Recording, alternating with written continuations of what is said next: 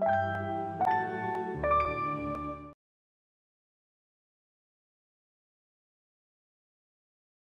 think we're really privileged to be in this industry, you know, like you don't fully sort of appreciate the impact of the work until you come here.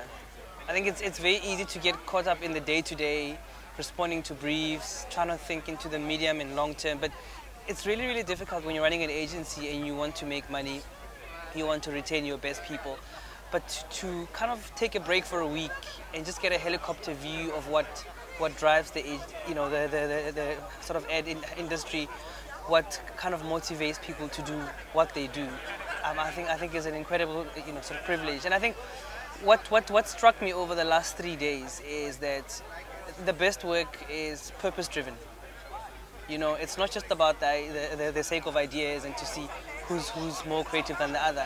I think it's really about people that find something that's really dear to them, obviously something that they share with a group of other people, and actually find a way of telegraphing that and using storytelling to really get to what really matters in consumers' lives. You know, I always had an inkling about what actually makes great work, and I always thought it was about purpose-driven stuff, but to actually see the best work here being testimony to that, I think has been great.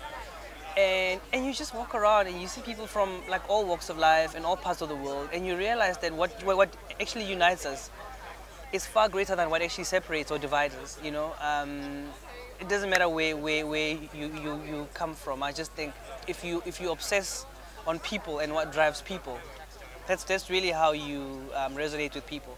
It's not about pursuing ideas and greatness for the sake of fame and self-gratification. I think it really is about changing the world, which is what Ken purports to do, and very clearly successful people have managed to do that.